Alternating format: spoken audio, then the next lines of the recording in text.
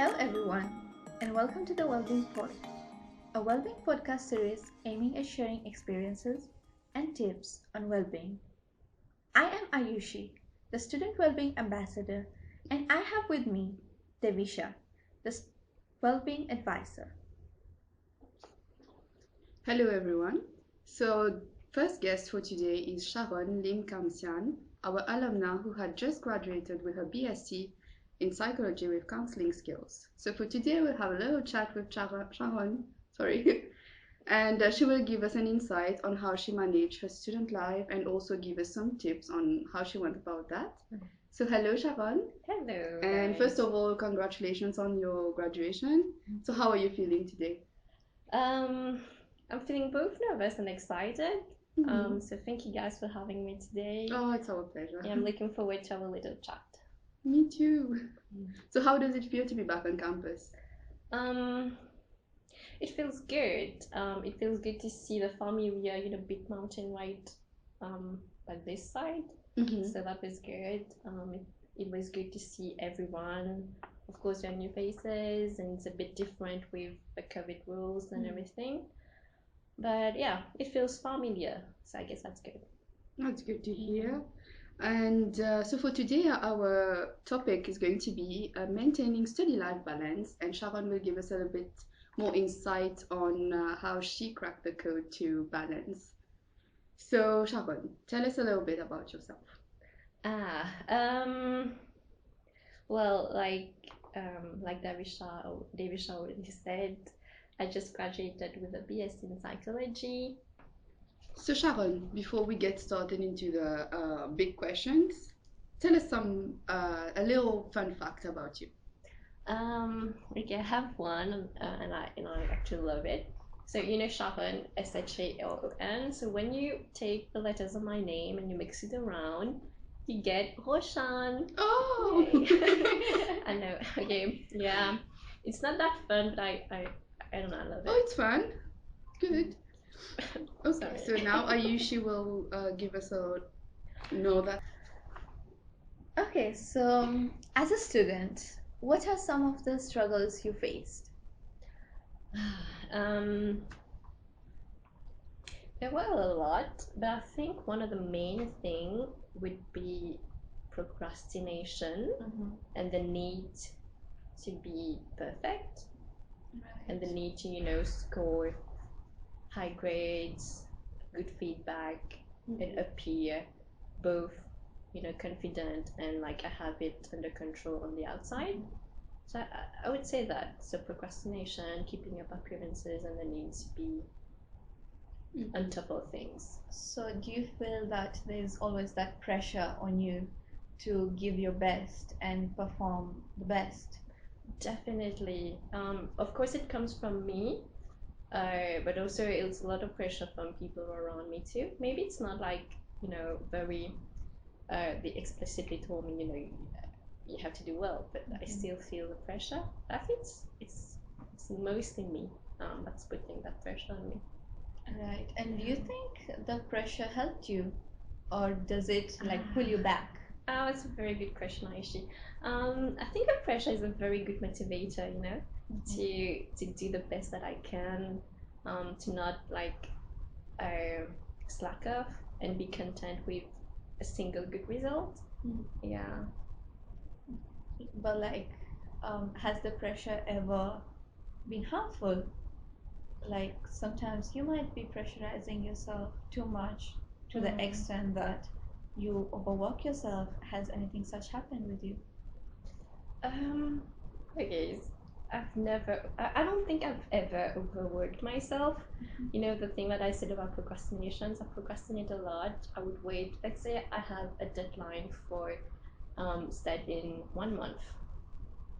So I would procrastinate and try not to work on it until maybe 2 weeks before that. So by the time there's that, I don't think I have never overworked myself, but definitely pressure can be a bad thing, as in it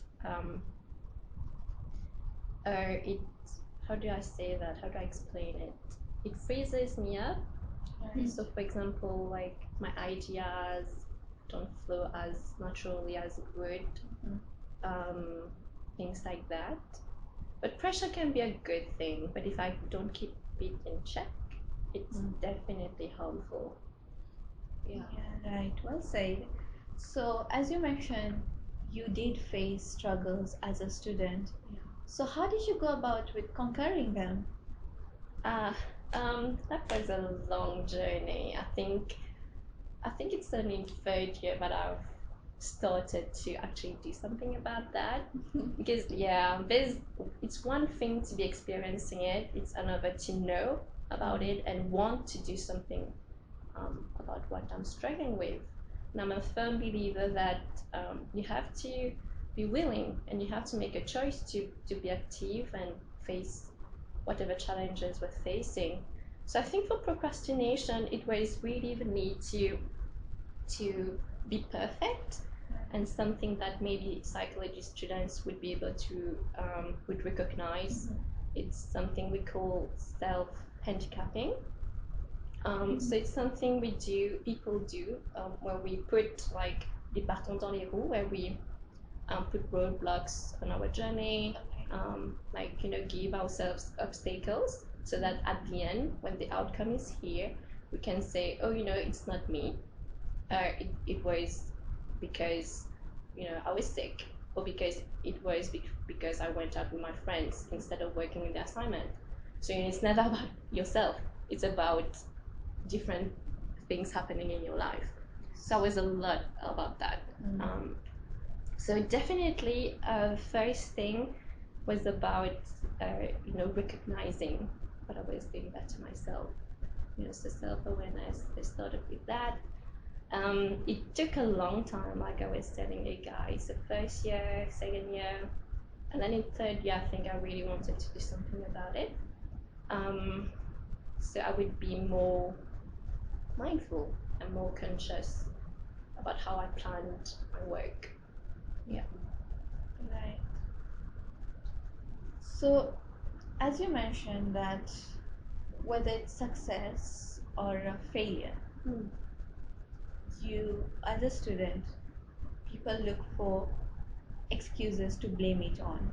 Whether it's success, even there are people that do not take credit for their own success sometimes. They will be, no, maybe it's just a fluke. Or if it's a failure, mostly it happens with failure, that I couldn't study because I was sick.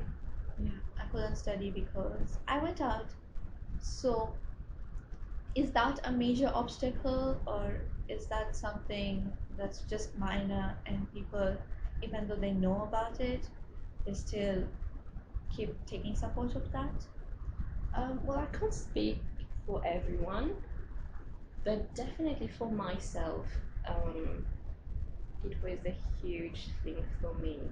I was always using the fact that I was not mentally in a good place. But yeah, definitely not being in a mentally good place really affects you and how you function. But maybe I was, using it too much as an excuse for me, because I really wanted to do well, and it hurts less if you tell yourself it's because of external factors and not because of yourself. Because I think what I've learned along the way is that hard works makes a big difference. Choosing to work hard, choosing to sacrifice, little things. It takes a lot of dedication and commitment, and as easy as it sounds, it is not. It's really difficult. It's a lot of, conscious decisions, and yeah, it took a long time to get there. I'm still not, You're still perfect. yeah. I also think when it comes to studies, it's different for everyone. Like maybe I can study a way that works for me, but maybe for Yayushi it would be different. So yeah, I firmly believe we should find a way that suits ourselves. Yeah. Right. So, Was there any particular situation that arose while you were a student and it seemed really difficult, a very difficult phase, and you did not know what to do, how to do, but then somehow you ended up handling it? So, could you share with us if you had any such experiences and how you handled it? Um, yes, I mean, yeah, I have something in mind. I think in third year itself, right at the end of third term, when I had to work on my dissertation and another assignment for which I thought I would have an extension, but I didn't. So I think the assignment was due, let's say, on the 16th of March, and then my dissertation would be, it's hypothetical, right? But my dissertation would be due like 2 weeks after that. And there was still so much work to be done. And I, I really thought I wouldn't be able to make it at that time because both were summative, so I didn't have a chance to, play around and yeah. But I had like a small calendar that I made myself, and then I do like to-do list. So today I will do that and that and that and that, and try to check it off. Yeah. So that really helped. So I think, when we're faced with, an insurmountable, like so much work, we think it's too much and we can't overcome it. So really making to-do lists and making it going to it like one step at a time, that really, really, really helped me. So yeah, I was able to submit that assignment and my dissertation. So yeah, I would call that a success. That's good. But like personally, I talk about myself. As you mentioned that you will keep a calendar and or a to-do list, and you will try to check it off or put your tasks for the day. I personally cannot do that. Like I will create calendars, timetables, to-do lists, but I will wake up in the morning, probably do the first one, and be like, okay, let me take a break. Let me take a break. And the day finishes, but I haven't done anything. And for some reason, I don't even feel guilty about it. So, do you have anything for me? Well, first of all, Ayush, let me tell you that I tried to make it sound fancy, like right before, but I was all about this, like you. Procrastination, like I said, is a big thing for me. So really, I don't know for you, but for me, it was really identifying why I was procrastinating so much, why I was putting it off. So for me, like I was telling you about, it was about self-handicapping, and because I needed it to be perfect. But also sometimes, procrastination can be a good thing. Okay, so Sharon, if I tell you that students are just supposed to be on task, that is, studying all day, sleep at night, and wake up and repeat, what would you tell me? I think that this doesn't work for me. Okay, and why? I'll say that. Well, because I'm someone who can't, like, for me, working through the night, doing an all-nighter, not necessarily my type, I would say. Because I think I need a lot of breaks in between when I'm working. Of course, sometimes I'm in a big flow and I go for hours, but mostly if I'm studying for an exam or something, it's really good for me to have breaks in between, to have a balance between studies, learning, and me time, leisure. Time for people around me, time for my friends, time to take care of myself, time to eat, time to shower, time to, just be a normal person. Okay, that's good. Yeah. And when it comes to doing normal things, what would you say is a perfect and balanced day for you? What would a balanced day look like to you? Ooh, okay. What would a perfect balanced day for me look like? So I probably wake up at around 9 or 10, and then I would have my morning routine until 12. I know it's not the time. Then I would have something to eat, and by the time I'm done eating, my brain is ready to start working on whatever I need to be working on. So all this time from 9 to, let's say, 9 a.m. to 1 or 2 p.m., I've been doing a lot of things which look like procrastination, but really my brain is just preparing itself for the amount of work I need to be doing. And then I'll get at my study table, I'll look at my to-do list, and slowly start. When I say slowly start, I'll turn on my laptop, open my Microsoft, and do some productive procrastination. So which is basically, writing the title, changing the fonts, checking the alignment, everything back in line with referencing. So I would do that. I start with that, and then I'll open my other document, which is a plan for my assignment, like a work plan. And I'll look at that, and that's when I really start getting into it.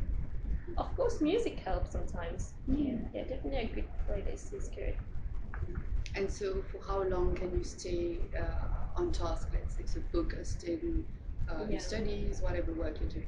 Well, on good days, it could go like 1 or 2 hours. On bad days, it's just for 15 minutes, and that's totally okay. There's a trick that I learned that tell yourself on bad days. When you don't really don't want to work, just tell yourself, okay, I'm just gonna be working for 10 minutes, and after that, I'm done. Most of the time, you find yourself working for way more than 10 minutes, and if you just work 10 minutes, then that's good. It's just one of those days, and it's okay. It's okay. It's extremely important to have compassion for ourselves. Very good point. But when I forgot, don't forget to drink water. And I need to have my tea break. Very important. And would you say that you were taking care of yourself properly when you were a student? Maybe not in my first or second year. I'll admit it was very unhealthy the way I was working. So working at the last minute and putting that pressure on me that I need to be submitting a good work. But then it was a bit. So what was the question again? Self-care. Okay, yeah. So in third year was a bit better, because since I was able to I started identifying why I was procrastinating so much. So then I could start, being more mindful about when to start working, how to go about it. So I had more time on my hands, more time in my head for myself. So self-care for me looks like Netflix, lots of tea time, lots of candles time, of course time with my friends, making time for the family, and on Sundays for church. Pretty much that. Yeah. Okay. And would you say that having a good support system is vital when it comes to maintaining studies life? Very, very important. Because I think we're already putting so much pressure on ourselves, and assignments in themselves are already so hard. Uni is so hard, guys. But having a good system, it's really a big bonus. Just having someone who is there and encouraging you, telling you it's okay if you didn't meet the goals you set for yourself, you can start again tomorrow. So having the encouraging words of the close ones, and just knowing that someone is out there for you, I think it makes a big difference. And accepting you for your flaws and everything. Yes, I think that's what I was looking for, acceptance. Yes, thank you. Okay, and if you had to give our listeners an ultimate tip on how to navigate through the various areas in life, what would it be? Because I do know that you were also an intern at Middlesex, and you had your studies going on, and also you had life. So for you, what worked best to manage all those different areas? There's quite a lot that I don't know if it's good or I've read somewhere, but it goes like this. It's dream big, it's not small. And it's been like a huge motive for me. Because, like you said, I was an intern in third year and I was involved with several student body representative on campus, which you would notice I was not doing in first and second year. Mainly because I was going through a lot, but also because I had big dreams. And because I had big dreams, I wanted to be able to do big things at once. But really, it's about starting small, finding the little things. For example, I got an internship last year at Middlesex. The starting, it's not a small thing, it was a huge thing and a huge opportunity for me and you. But starting small, I think, making small goals, taking the steps one step at a time. I think, yes, because it can look overwhelming. But yeah, for me, it's about going at it slowly but surely. It's a very good deal. I'm loving Baby steps, as we say. But how about you, Aishi? I would like to hear how you go about it. For me personally, I am a big procrastinator, but for me, I think I have seen when I was in my primary and high school, I went to schools that didn't really offer much. So my job was just to study, didn't have any extracurricular activities. When I came to Middlesex, I got so much, so I got really overwhelmed and I would sign up for everything. In the process, I would forget I have to study as well. That's ironic. So, yeah, like even for this year, I have signed up for so many things, and my friends will be like, "Are you sure about this? Last year it happened the same. You didn't concentrate on your class, and you were so busy organizing events and participating in events." I was like, "No, this year it's different. I have made up my mind, and I really have no idea if it's really going to work the way I have foreseen it." But I think for me, I'm a very last minute person. So, and as you said, the flow needs to be there. If, like, recently I was just doing my assignment, and my friend was like, "Do it, do it, do it." She finished it in like 15-20 minutes because it was 600 words. Wow. And she had it in her mind. Good job. But I was just sitting there and I was just looking around, looking around. I wrote a few hundred words and then I was like, "I can't do this. I don't know what to do."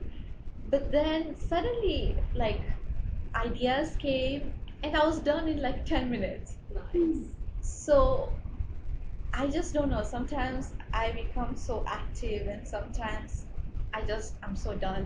I don't know what's happening. My brain doesn't work. But I hope it's the same for everyone and I'm not the only one. But that's the thing, because even you say that you can't go on for nights, like you can't do an all-nighter. But I will do that in my high school. I will stay awake the whole night, read, go for the exam, and I've forgotten everything. So that's one thing you can't. I learned my lesson then. I was like, I can't go on all-nighter because my brain needs the time to rest, process, record all the information, because I'll read a whole textbook, do so much hard work, but as they say, don't do hard work, do smart work. So I will just go and I fail. Then I realize that I have to put little by little, and towards the end, I'll get good results. But if I start reading one thing for the whole night, like the textbook, then I'm going to fail. So, yeah, over the years, I've learned a few things, implemented just a few, still a lot to implement. But I think that's how we learn, that's how we grow from our mistakes and all. So, yeah. And right now, what would you say with all the responsibilities that you have? what has been working well for you to stay on track? So I would say I've become a bit mature when it comes to handling tasks because last year I did not know how to handle it. I was in the psychology society and it was not even a big responsibility, but I will give so much for that and I will lose all my energy into it. So by the time I have to do my assignments, I don't have any energy. So then I will have to stay awake nights just to do my assignments, which don't go well because you don't even know what you're doing. You're half asleep. The mind is tired. So for this year, I have just learned that don't pile up your work. Finish it as it comes. If I keep procrastinating that I'll do this tomorrow, it's tomorrow's never gonna come. And at the end I'll have like a huge pile and obviously I've committed myself to some responsibilities. I cannot back off. It will look bad on my side. So then it comes to priorities and in the process I work up myself so much that I don't have time for me. There's no me time, there's no self-care time. So that's one thing. Just as work comes, keep completing it. Don't keep it for the latter. And that should do the job. Yeah. Thank you. Nice. So Sharon, before we move towards the end of this podcast, what would you like to say or add on, or maybe anything you would like to share with us? Yes, actually, I would like to say to everyone and to our listeners that I'm sorry if I made it sound like I had it, under control and I exactly knew what my way of working was, because I don't. I was not perfect, and I'm still not. I spent a lot of time, struggling with assignments, struggling with maintaining a good study balanced life. It took me 3 years to even, it took me 3 years to start getting the hang of it. So, it's going to take time, but I just want maybe to say that self-compassion is really important. Be compassionate to yourself, be kind to yourself, but also keep striving and keep working hard. We only have ourselves, not to thank, but we only have ourselves to work towards our own goals. So and enjoy what you do, guys. I did psychology and I loved my course. Whatever you're doing, and even if you don't enjoy it, well, find a way, please, to make it so that you can enjoy it, because it's going to be worth it at the end. So, life is a journey, uni is a journey, student life is a big journey, and it's okay if you fall down sometimes. It's just how we get back up, right? Perfect. Thank you so much, Sharon. Thank you, Aish. So thank you, Sharon and Ayushi. So just to summarize a little bit on some tips of what we went through on how to maintain a study life balance and making sure you are actually able to tackle every responsibilities that you have. As Sharon and Ayushi both mentioned, setting goals that are meaningful to you are very important. So doing things, taking baby steps to achieve the things that you want to achieve, and prioritizing your tasks, making sure you do them as they come rather than waiting for the last minute always helps.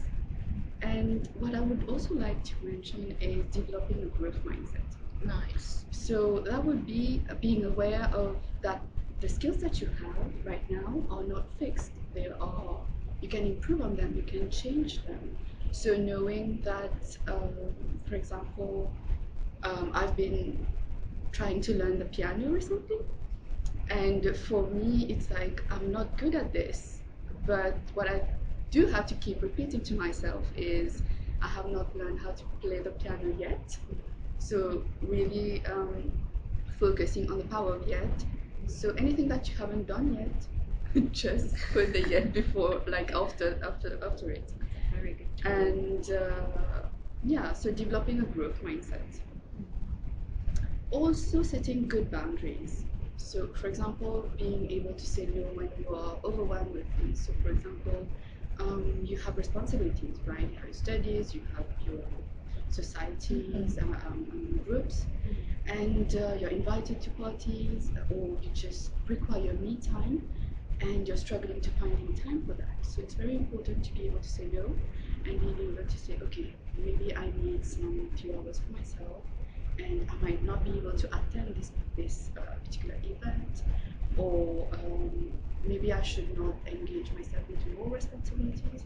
It is totally okay to know your limits and knowing when to take breaks.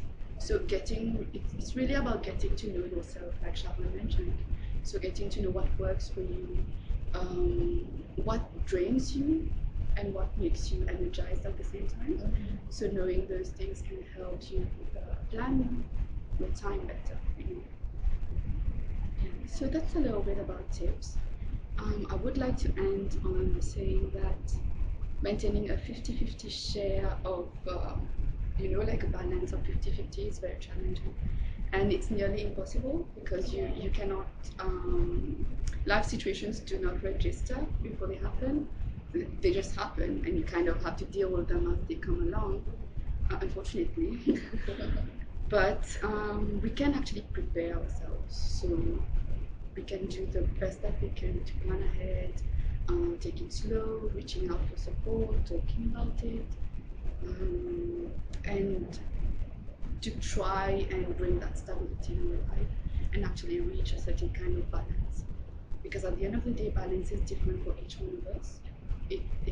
Think of a pie chart, sorry, and try to fill it with things that are important for you and where you will reach your optimal well-being at the end of the day. And you fill it with whatever is important for you. So I would end asking you a question. So if you could ask yourself to think about what do you actually spend your energy on and what deserves your attention, and then try to plan your work and life according to that. So thank you for listening, and thank you again, Sharon, for coming to be our guest. I loved it. Thank you for having me, guys. Thank you. And thank you, Ayushi. Thank you. We'll meet you for our next episode, so stay tuned and have a nice month ahead. Bye. Cheers, guys. Bye-bye. Hey guys! The Wellbeing Service is launching a new method to help students raise awareness on well-being. You can send us your questions as well as suggestions just by clicking the link in the description box below. The link will also be available on all our social media platforms. Your questions shall be answered at the end of every podcast episode. If you find yourself unable to cope and need support, the Wellbeing Service at Middlesex, Mauritius can help you. Contact us at counseling@mdx.ac.mu for any queries. Thank you.